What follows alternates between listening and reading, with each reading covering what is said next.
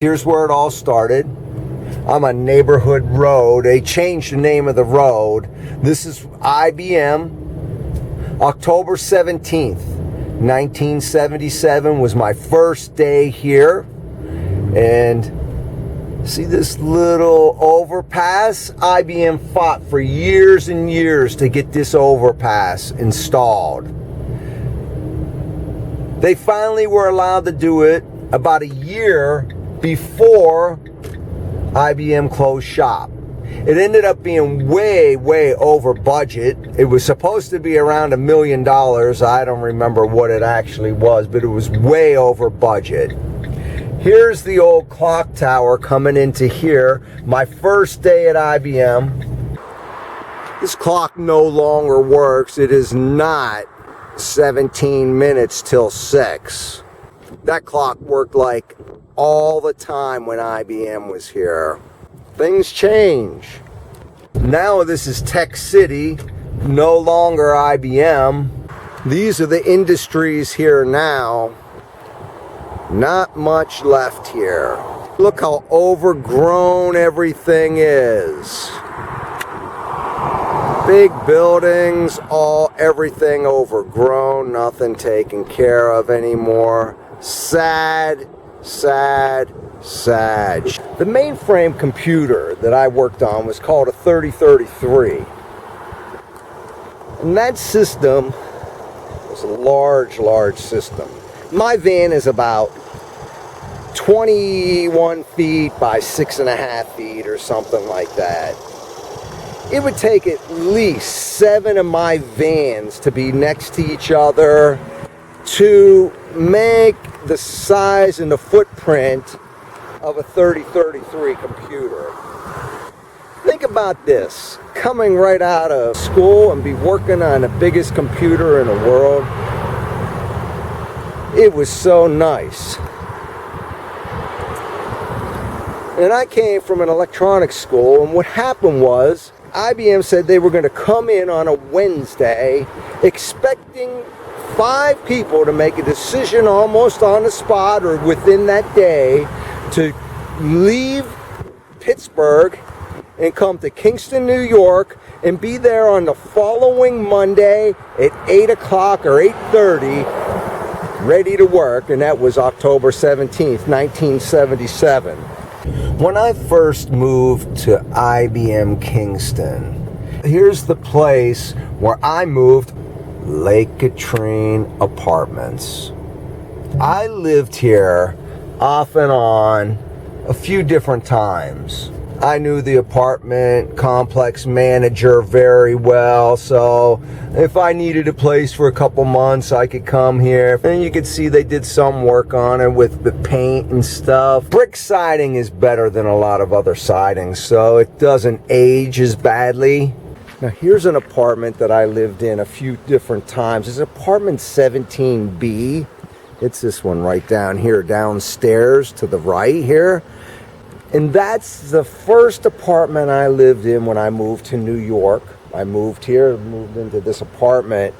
There was a time when I was building my house. I moved back in. I think I had to live there for 2.5 months until I finished building the house. We were living out of boxes. It was pretty crazy. But that's what happens when you build a house and you build it yourself.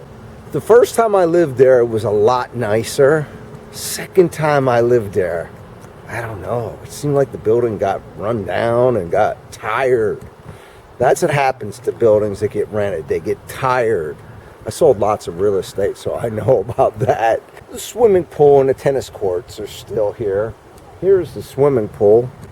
I've swam in here so many times. And the tennis court's right on the other side. I played tennis almost every day. I got here last night at about maybe 10:30. I gotta watch where I'm walking right now. Here's where I slept. I remember when they put these buildings in, and I worked here in 1984. That's a long time ago.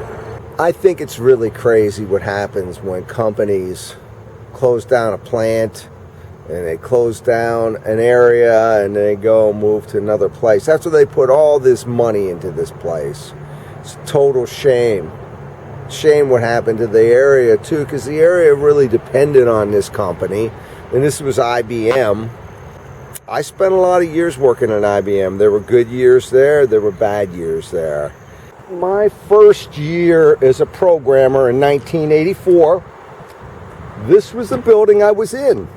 It was brand new when I came here. There used to be a credit union down here at the end.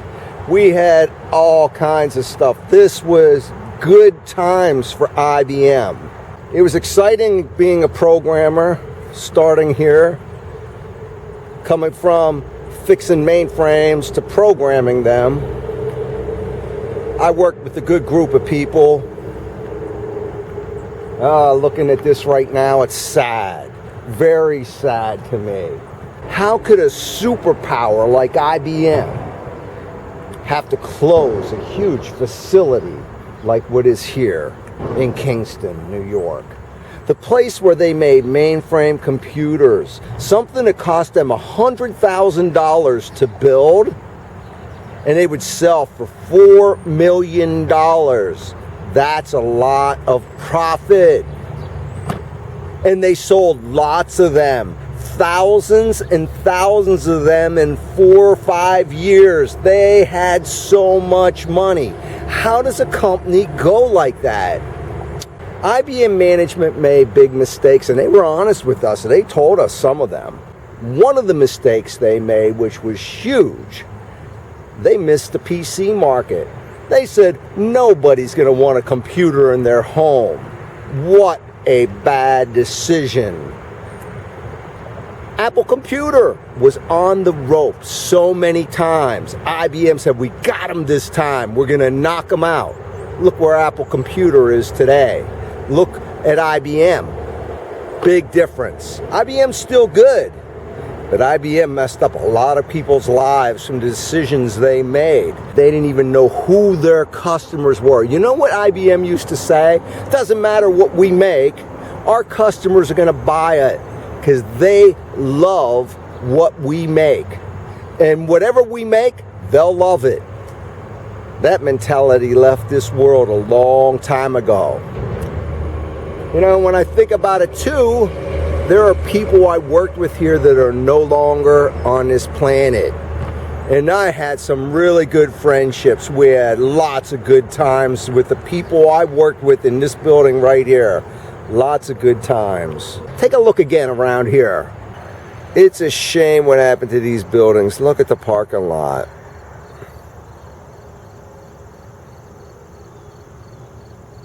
Parking lot is overgrown. It's a mess. Look at the windows in this building. They're broken. A lot of the second story windows are broken. The first floor windows and doors are all boarded up.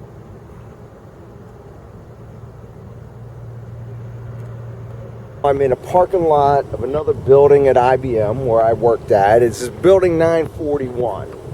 This was the last building where things went good for me at IBM and for IBM Kingston in general. In this building, I was a programmer, and employment was good, money was still good at IBM, but it did change as time went on. One of the things that I can remember vividly, it was a Friday, I got a phone call. I was told that the house I built was on fire and burning down. I always knew it was going to burn down. I knew the mason didn't build the chimney right, but everybody told me I didn't know what I was talking about. I was just an IBMer. I wasn't, what was I, a little general? I just was an IBMer. I didn't know what I was talking about. But it was in this building on that Friday where I received the phone call. When I worked in this building, it was the beginning of the IBM layoffs. Here's one of the warehouses where IBM would store the mainframes that they would build and ship out of Kingston. At the end of the month, this place was insane with trailer trucks. At the end of the quarter, it was even worse. At the end of the year, it was insane around here. And the work that we had at IBM was unbelievable. The overtime, and we worked 12 days on, 2 days off. Forever, it seemed like. You were scheduled on a weekend, you were expected to show up on your weekend that you were scheduled. So this is one of the warehouses. Here's another warehouse that IBM used. And they used this for mainframes again. Money was pouring into IBM from these mainframes. Another warehouse. Now this is a total nother business. I actually interviewed here for a job at one time. Here's another building at IBM Kingston. It used to be occupied by Fleet Financial Services. So at tax time, this place would be doing stuff. I don't think it's occupied at all anymore by the looks of things. All these parking lots were filled up with cars. There were multiple shifts in here. This place made a ton of money. Kingston IBM was on the map for so long. They actually made typewriters here, and there was a time when they made rifles here for one of the wars. This was building 25. It was a 4-story building.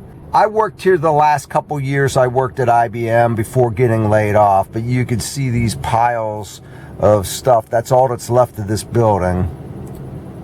My last day here, when IBM downsized me, yeah, that's what they called it. Oh, you were surplus, no longer needed. Actually, they fired you. My last day here, my vehicle was in the shop. I forget what I had to get done. Some work was getting done on it. I forgot my wallet. So when I was laid off, I didn't have money and I didn't have a vehicle. And I had to wait till it got done. I was expecting somebody to give me a ride over to pick my vehicle up at the end of the day. Ironic that that's how it happened. That was in 1995 when they laid me off. Most people say the reason IBM actually left Kingston, they said the reason was IBM went to Mario Cuomo, who was the governor in New York at that time, and asked for a tax break and said if they didn't get it, they were going to leave New York. And I know they were talking about going to North Carolina and moving everything out of New York. I guess Mario Cuomo did not believe it, didn't give him the tax break, so now this place is closed. Could you imagine all the tax money that New York State lost because of IBM not being here? The number of workers, I believe, was around 7,000 in Kingston. It was not 7,000 anymore. And there was a trickle down of business, and I know people don't believe in trickle down economics, but I could tell you right now, a lot of other businesses went out of business when IBM closed. I thought Kingston was going to become a ghost town. So this is 2018. All this stuff took place in the 90s, 93, 94, sometime 95, it shut down. I expected with the demise of IBM in Kingston that Kingston would have turned into a ghost town, but for some reason, somehow, Kingston survived. Now, I want you all to know, Kingston was the original capital of New York State. Kingston took a big beating, but it's still here. It's still going.